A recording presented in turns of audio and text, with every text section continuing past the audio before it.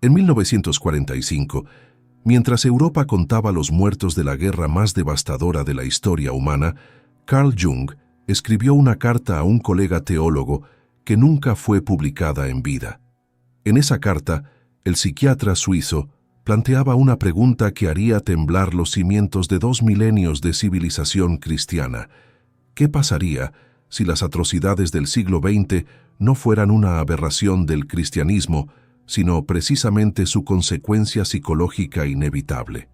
Jung había pasado 4 décadas estudiando los sueños de pacientes cristianos, analizando la mitología comparada y observando los patrones del inconsciente colectivo. Y lo que descubrió lo perturbó profundamente.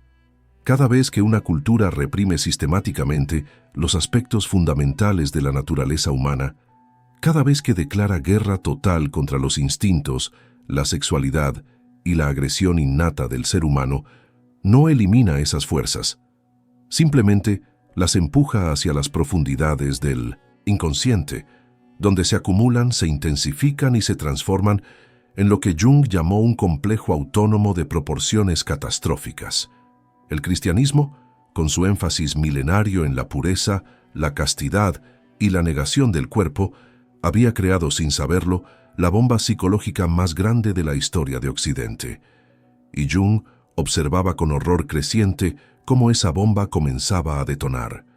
Las cámaras de gas nazis, los bombardeos masivos de ciudades enteras, la invención de armas capaces de extinguir la vida en el planeta. Todo esto no eran accidentes históricos, eran la manifestación violenta e inevitable de una sombra colectiva que había sido reprimida durante 2000 años en nombre de Cristo. Pero la advertencia más aterradora de Jung no se refería al pasado, se refería al futuro, porque según sus observaciones clínicas y su comprensión profunda de la dinámica arquetípica, la erupción que presenció en su época era apenas el comienzo.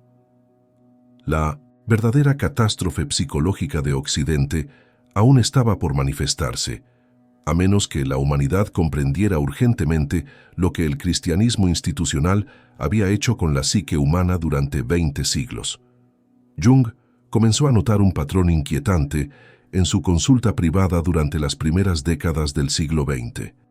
Pacientes criados en familias cristianas devotas, personas que habían pasado toda su vida intentando ser buenas según los estándares de la Iglesia, llegaban a su consultorio con sueños perturbadoramente violentos.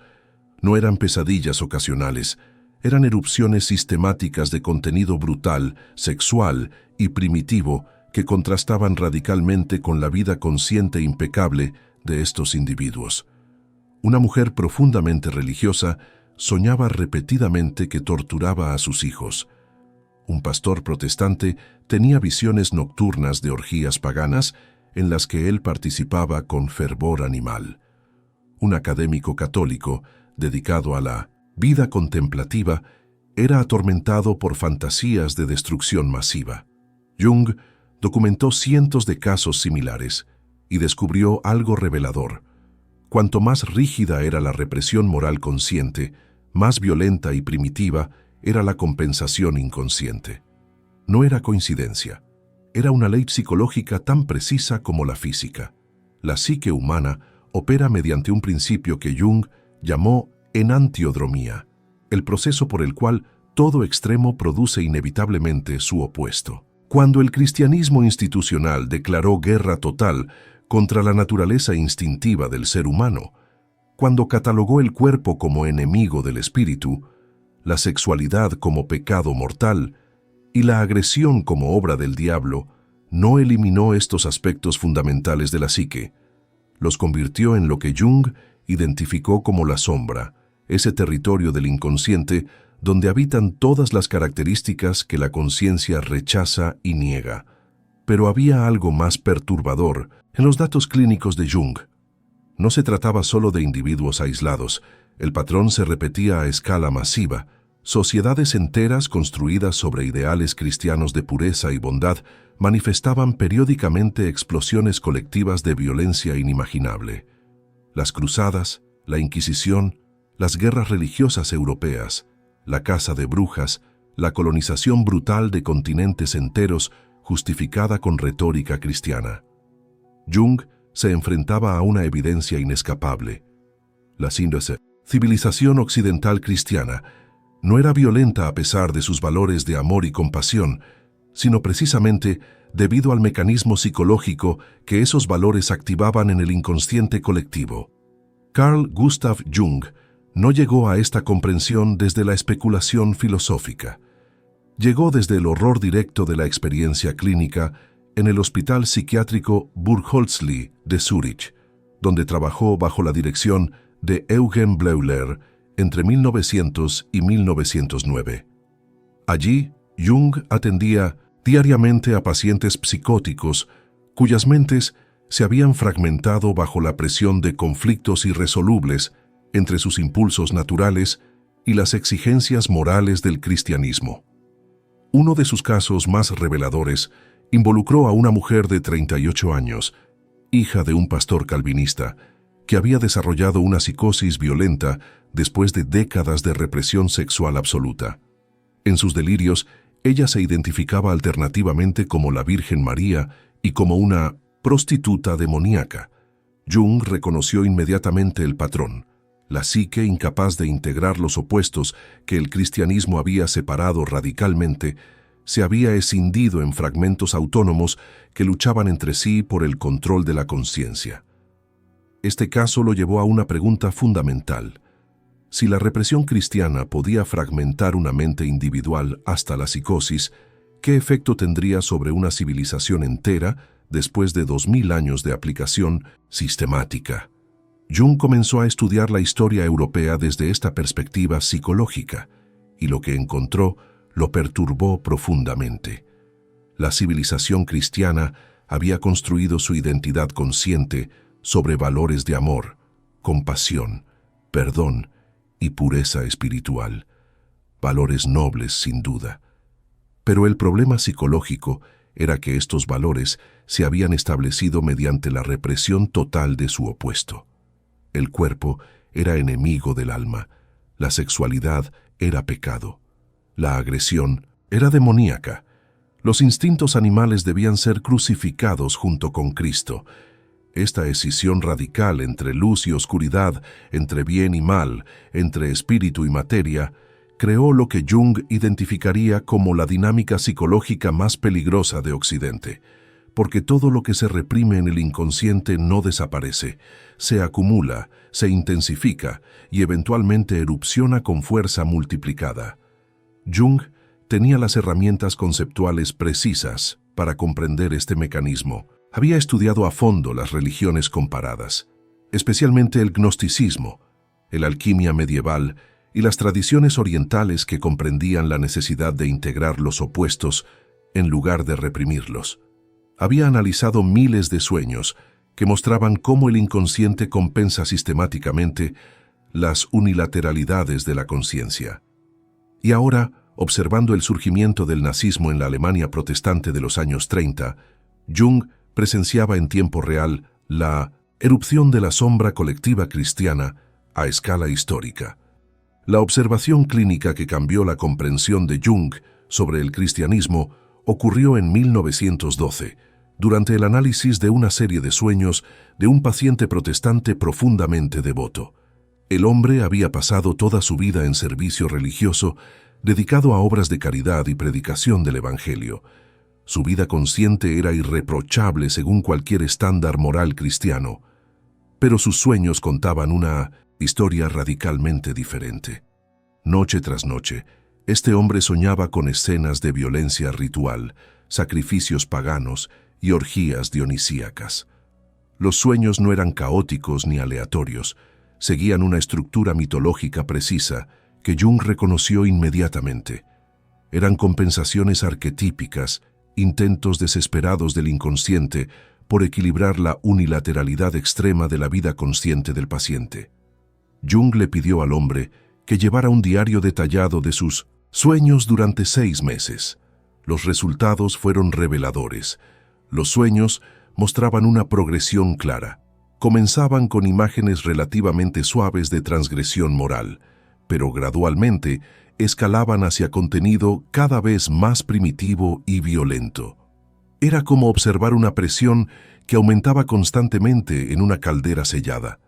El inconsciente del paciente no estaba generando estas imágenes por maldad o corrupción moral. Estaba intentando desesperadamente restaurar el equilibrio psicológico que la represión consciente había destruido. Jung comprendió entonces algo fundamental sobre la naturaleza de la sombra. No es simplemente el repositorio de nuestros aspectos negativos. Es el contenedor de todo lo que la conciencia rechaza, incluidos aspectos vitales, creativos y necesarios para la totalidad psicológica. Cuando el cristianismo declaró que el cuerpo era enemigo del espíritu, no solo reprimió la lujuria, reprimió la vitalidad, la espontaneidad, la conexión con los ritmos naturales de la vida. Cuando condenó la agresión como demoníaca, no solo reprimió la violencia, reprimió también la capacidad de establecer límites, de defenderse, de decir no cuando es necesario. Jung comenzó a documentar sistemáticamente este patrón en paciente tras paciente y descubrió que existía una correlación directa entre la rigidez de la educación cristiana y la violencia de la compensación inconsciente. Los pacientes, criados en familias moderadamente religiosas, mostraban sombras relativamente manejables, pero aquellos sometidos a represión moral extrema desarrollaban sombras de proporciones monstruosas. En algunos casos, la presión se volvía tan intensa que el inconsciente irrumpía directamente en la conciencia, produciendo lo que Jung llamaba inflación psicótica, el estado en el cual el ego es poseído completamente por contenidos arquetípicos que debería haber integrado gradualmente. Estos individuos a menudo desarrollaban delirios mesiánicos o demoníacos, identificándose con figuras arquetípicas de poder absoluto. Era como si la psique, incapaz de contener más tiempo la tensión entre los opuestos irreconciliables, simplemente se quebrara. Jung tomó notas meticulosas de cada caso, buscando comprender el mecanismo preciso mediante el cual la represión cristiana producía estas erupciones violentas. Y gradualmente, una imagen perturbadora comenzó a emerger de los datos clínicos. Jung comprendió que el patrón observable en pacientes individuales no operaba solo a nivel personal. Existía una dinámica paralela funcionando a escala civilizacional. El inconsciente colectivo de Occidente, moldeado por 2 milenios de cristianismo, había desarrollado una sombra de proporciones catastróficas, y las evidencias estaban por todas partes para quien supiera leer los símbolos. Jung estudió la iconografía cristiana medieval con nueva perspectiva. Las pinturas del infierno de Hieronymus Bosch, con sus escenas de tortura elaborada y sufrimiento infinito, no eran simplemente advertencias morales, eran proyecciones artísticas de la sombra colectiva cristiana. Todo lo que la cultura consciente reprimía, toda la sexualidad condenada, toda la violencia negada, toda la vitalidad animal crucificada, emergía en estas visiones del infierno con intensidad amplificada. La fascinación morbosa de la cultura cristiana con el sufrimiento de Cristo, con el martirio de los santos, con las descripciones detalladas de tormentos eternos, revelaba algo inquietante sobre lo que habitaba en el inconsciente colectivo. Jung notó que las culturas que integraban mejor sus aspectos oscuros, como ciertas tradiciones orientales, que reconocían la danza entre creación y destrucción, no desarrollaban esta obsesión con el sufrimiento eterno. Pero el cristianismo, al establecer una división absoluta entre bien y mal, entre Dios y Satanás, entre salvación y condenación, había creado una tensión psicológica insostenible, y esa tensión buscaba constantemente válvulas de escape. Jung identificó estas válvulas en la historia europea. La Inquisición, por ejemplo, no fue simplemente un error teológico o político, fue una erupción masiva de la sombra colectiva cristiana. Las mismas personas que predicaban amor y perdón dominical torturaban y quemaban vivas a supuestas brujas entre semana. La contradicción no era accidental, era estructural. El mecanismo psicológico era precisamente el que Jung observaba en sus pacientes. Cuanto más se identifica la conciencia con la luz pura, más violenta y demoníaca se vuelve la sombra proyectada. Los inquisidores, convencidos de su propia pureza moral absoluta, podían cometer atrocidades sin límite porque habían proyectado toda su oscuridad en las víctimas. No estaban torturando a seres humanos, estaban destruyendo al diablo encarnado. Jung vio el mismo mecanismo operando en la colonización europea del mundo. Civilizaciones cristianas que se definían como portadoras de luz y salvación esclavizaban, torturaban y exterminaban poblaciones enteras con la conciencia completamente tranquila. Porque toda la violencia, toda la avaricia, toda la crueldad había sido proyectada en el otro. Los pueblos colonizados eran salvajes, demoníacos, menos que humanos. Por lo tanto, cualquier violencia contra ellos era justificable, incluso virtuosa. Este mecanismo de proyección de la sombra era tan automático, tan inconsciente, que las personas involucradas genuinamente no podían ver la contradicción entre sus valores declarados y sus acciones reales. Y ahí residía el peligro más grande que Jung identificó. La sombra reprimida no solo produce violencia moral, violencia perpetrada con la convicción absoluta de estar haciendo el bien. En sus estudios sobre alquimia medieval, Jung descubrió algo revelador que conectaba directamente con su comprensión de la sombra cristiana. Los alquimistas, trabajando en los márgenes de la cultura cristiana oficial, habían desarrollado un sistema simbólico que reconocía explícitamente la necesidad de integrar los opuestos. El Opus Alchemicum no trataba realmente sobre transformar plomo en oro. Era un proceso de individuación psicológica que requería confrontar y unir las polaridades, luz y oscuridad, masculino y femenino, espíritu y materia. Lo que fascinaba a Jung era que la alquimia florecía precisamente donde el cristianismo oficial era más represivo. Los alquimistas, muchos de ellos monjes y clérigos, estaban compensando inconscientemente la unilateralidad extrema de la teología cristiana. En sus textos herméticos, el diablo no era simplemente el enemigo a destruir. Era el adversario necesario que debía ser integrado en una totalidad mayor. Jung reconoció en la alquimia lo que el gnosticismo ya había comprendido siglos antes. La naturaleza de Dios incluye necesariamente su sombra. Esta era una verdad psicológica que el cristianismo ortodoxo había reprimido violentamente. Cuando los padres de la Iglesia establecieron que Dios era puramente bueno, que el mal venía exclusivamente de Satanás y que el objetivo humano era identificarse completamente con la luz divina, crearon una escisión arquetípica catastrófica en el inconsciente colectivo. Jung estudió el arquetipo del self, la totalidad psicológica que incluye conciencia e inconsciente, luz y sombra, bien y mal, y comprendió que el Dios cristiano, tal como había sido formulado teológicamente, representaba solo un aspecto del self, la mitad luminosa. Pero un self escindido no es un self, es una imagen inflada, unilateral y psicológicamente insostenible, y la psique colectiva se rebelaría inevitablemente contra esta escisión. Jung encontró evidencia de esta rebelión en los movimientos heréticos que el cristianismo había combatido ferozmente durante siglos. Los cátaros, los gnósticos, los alquimistas, todos reconocían de alguna forma la necesidad de incluir la oscuridad en la imagen de lo divino, pero fueron masacrados, torturados y reprimidos precisamente porque representaban la amenaza más grande para la estructura psicológica del cristianismo oficial.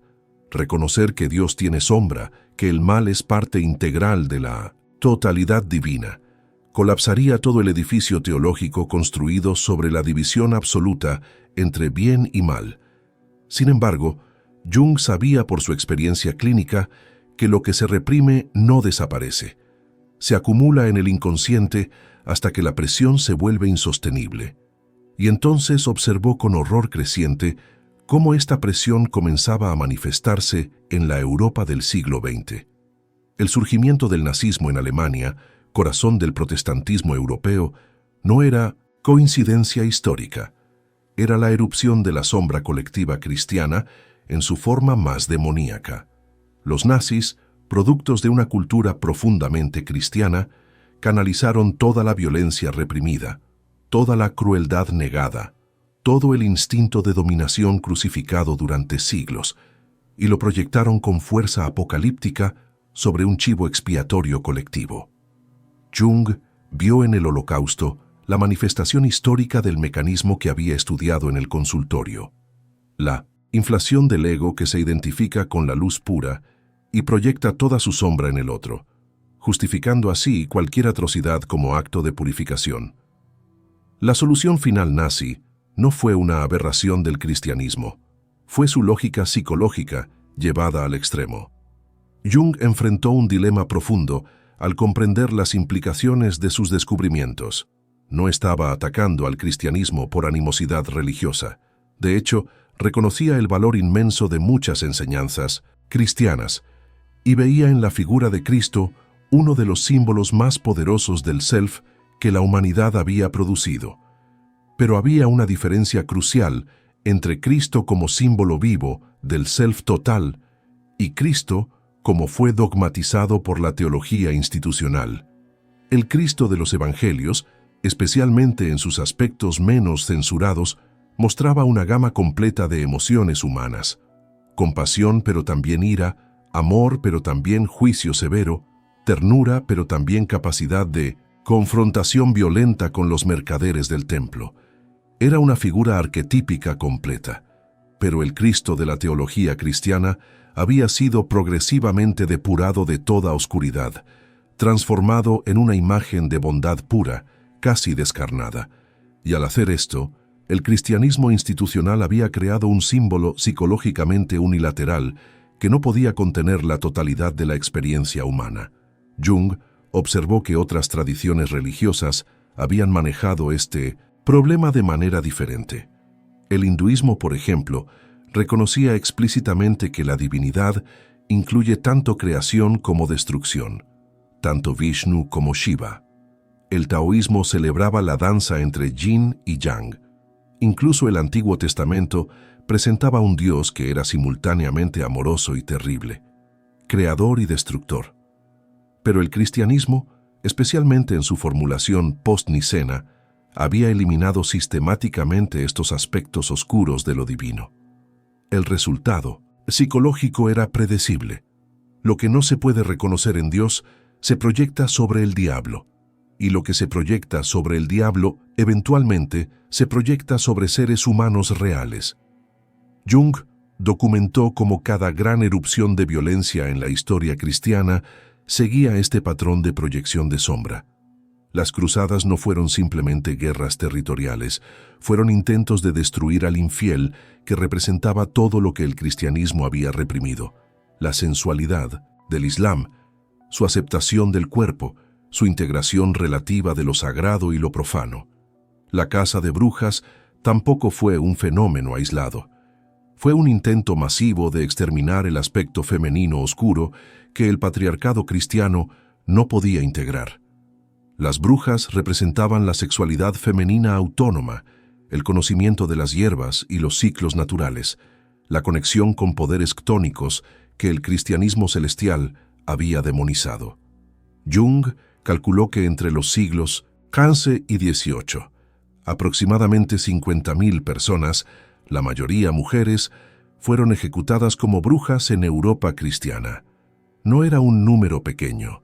Era un genocidio sistemático de la sombra femenina, pero la implicación más perturbadora de los descubrimientos de Jung no se refería al pasado, se refería al futuro.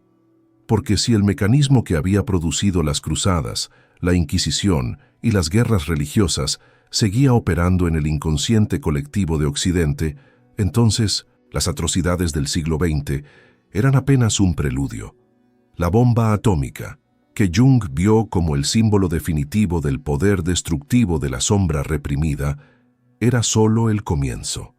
La humanidad había desarrollado la capacidad tecnológica de aniquilarse completamente, justo en el momento en que su sombra colectiva alcanzaba proporciones apocalípticas.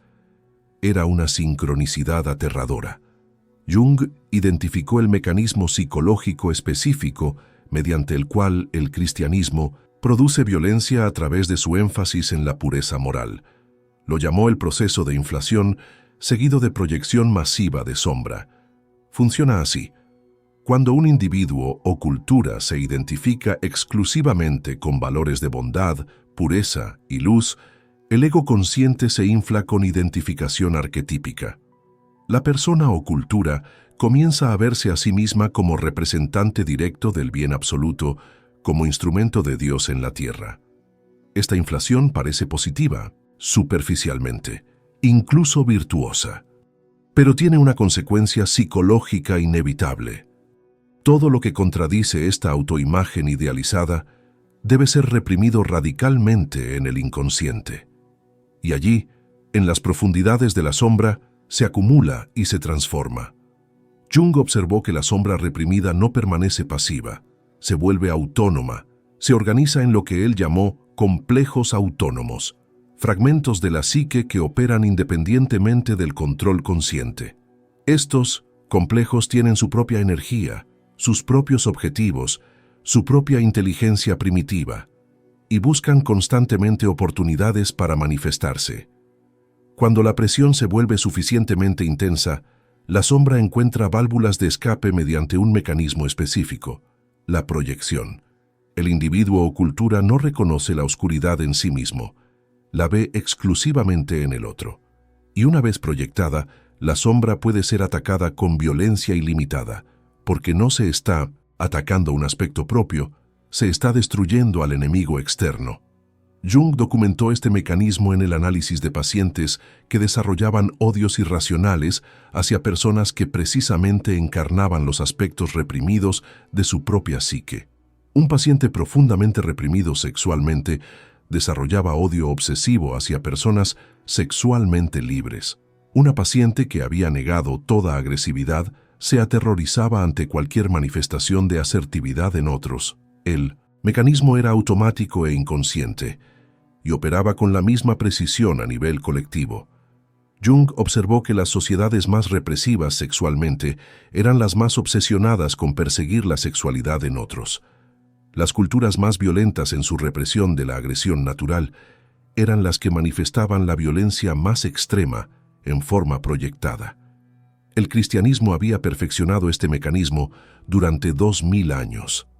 Al establecerse como religión de amor puro y bondad absoluta, había creado la sombra más grande de la historia occidental, y esa sombra buscaba constantemente chivos expiatorios, herejes, brujas, infieles, salvajes, judíos, comunistas.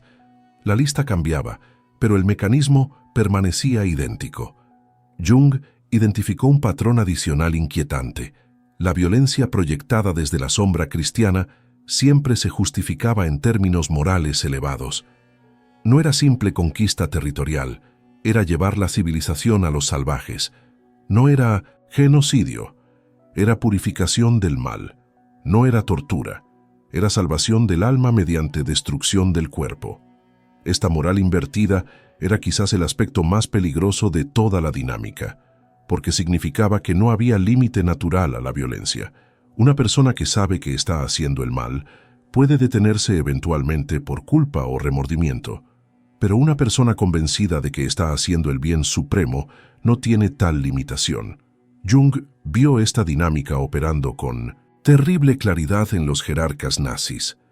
No eran sádicos conscientes que disfrutaban el mal por el mal, eran idealistas inflados que genuinamente creían estar purificando el mundo, salvando la civilización, cumpliendo una misión casi mesiánica. La sombra cristiana los había poseído completamente, pero ellos la experimentaban como luz divina. Jung comprendió que la Iglesia cristiana no podía reconocer esta dinámica psicológica sin destruir los fundamentos mismos de su autoridad teológica. El poder institucional del cristianismo se había construido precisamente sobre la división absoluta entre bien y mal, entre salvación y condenación, entre la luz de Dios y las tinieblas de Satanás. Reconocer que esta división era psicológicamente insostenible, que generaba precisamente la violencia que pretendía eliminar, colapsaría todo el edificio. Jung notó que cada vez que surgían voces dentro del cristianismo que intentaban integrar los opuestos, que reconocían aspectos oscuros en lo divino o aspectos luminosos en lo demoníaco, eran violentamente suprimidas. Los gnósticos, que enseñaban que el conocimiento del bien y del mal era parte necesaria de la totalidad, fueron declarados herejes y exterminados. Los cátaros, que veían la materia y el espíritu como aspectos complementarios de la realidad, fueron masacrados en cruzadas internas. Los místicos, que experimentaban unión directa con lo divino, trascendiendo las categorías morales dualistas, eran sospechosos de herejía. El patrón era claro: el cristianismo institucional defendía ferozmente la escisión psicológica porque su poder dependía de ella. Si los individuos podían integrar sus propias sombras, experimentar directamente lo divino, trascender las categorías dualistas, ya no necesitarían intermediarios institucionales para la salvación. La Iglesia se volvería obsoleta. Por lo tanto, la represión de la sombra no era un efecto secundario, desafortunado del cristianismo. Era estructuralmente necesaria para mantener el sistema de control. Jung observó que esta dinámica se intensificaba particularmente en momentos históricos cuando el poder institucional de la Iglesia estaba amenazado. La Inquisición alcanzó su apogeo no cuando la Iglesia era más fuerte, sino cuando enfrentaba desafíos crecientes a su autoridad. La caza de brujas se intensificó precisamente durante el período de la Reforma, cuando el monopolio católico sobre la verdad religiosa se fragmentaba. Era como si la institución, sintiendo la amenaza a su control, proyectara su propia sombra con violencia amplificada sobre víctimas cada vez más arbitrarias. Jung también identificó un mecanismo mediante el cual las instituciones religiosas mantenían a los creyentes en estado de dependencia psicológica, cultivando sistemáticamente el miedo a la propia sombra. Cada domingo, los fieles escuchaban que eran pecadores indignos, que sus pensamientos naturales eran tentaciones demoníacas, que sin la mediación de la Iglesia caerían inevitablemente en condenación eterna. Este mensaje constante de indignidad y peligro interior servía a un propósito psicológico específico: impedía que las personas confrontaran directamente su propia sombra. Si cada impulso oscuro es demoníaco, si cada pensamiento transgresor viene del diablo, entonces la persona nunca puede hacer el trabajo de integración que Jung consideraba esencial para la salud psicológica. En lugar de reconocer que la agresión, la sexualidad y los instintos oscuros son aspectos naturales de la psique humana que deben ser comprendidos e integrados conscientemente, el creyente los reprime más profundamente, aumentando paradójicamente su poder destructivo. Jung vio en esta dinámica una forma de control social brillantemente efectiva, pero psicológicamente catastrófica. Mantenía a las masas en estado de culpa perpetua, dependientes de la absolución institucional, incapaces de desarrollar autonomía psicológica real, y simultáneamente creaba el combustible emocional para que esas mismas masas participaran periódicamente en explosiones de violencia proyectada cuando la institución identificaba un enemigo apropiado. Jung escribió en sus últimos años que la civilización occidental enfrentaba una elección existencial: o la humanidad aprendía a integrar conscientemente su sombra colectiva, o esa sombra la destruiría completamente.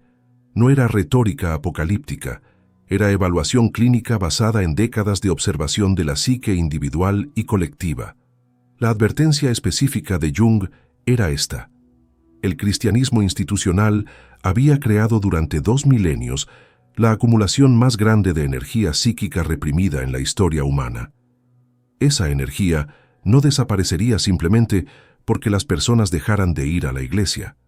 El ateísmo secular moderno, al rechazar la religión sin comprender la dinámica arquetípica subyacente, no resolvía el problema de la sombra cristiana. Simplemente removía el contenedor simbólico que al menos proporcionaba alguna estructura, por inadecuada que fuera, para lidiar con estas fuerzas. Jung temía que sin la contención simbólica de la religión, Y sin el trabajo consciente de integración de sombra que proponía la psicología profunda, la civilización occidental entraría en un periodo de caos psicológico sin precedentes.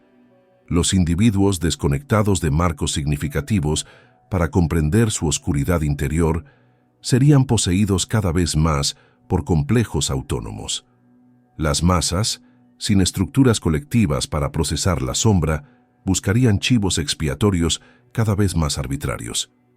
Y las élites, infladas con identificaciones mesiánicas seculares, justificarían atrocidades crecientes en nombre de ideologías políticas que eran simplemente el cristianismo sin Dios. La solución que Jung proponía no era simple ni rápida. Requería que cada individuo emprendiera el trabajo doloroso de confrontar su propia sombra, reconocer en sí mismo la capacidad para el mal que tanto condenaba en otros, integrar los aspectos reprimidos de la psique en una totalidad consciente. Requería que las culturas desarrollaran símbolos nuevos capaces de contener la paradoja de los opuestos, que trascendieran las categorías dualistas heredadas del cristianismo. Y requería que la humanidad aceptara una verdad incómoda.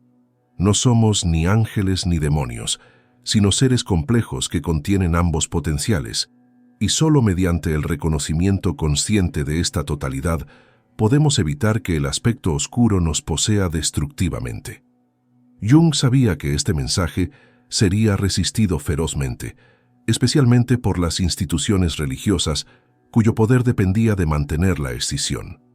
Sabía que sería acusado de relativismo moral, de justificar el mal, de atacar los fundamentos de la civilización, pero consideraba que el silencio sería una traición mayor, porque la bomba que el cristianismo había plantado en el inconsciente colectivo de Occidente seguía aumentando su presión, y cada año que pasaba sin el trabajo de integración consciente acercaba a la humanidad al momento de detonación final. La pregunta que Jung dejó para las generaciones futuras era simple pero aterradora. ¿Tendremos el coraje de mirar directamente a nuestra sombra colectiva antes de que sea demasiado tarde? ¿O continuaremos proyectándola sobre enemigos externos hasta que la violencia resultante nos consuma completamente? La respuesta a esa pregunta determinará si la civilización occidental sobrevive el siglo XXI, o si se convierte en otra víctima de la dinámica arquetípica que no tuvo el coraje de comprender.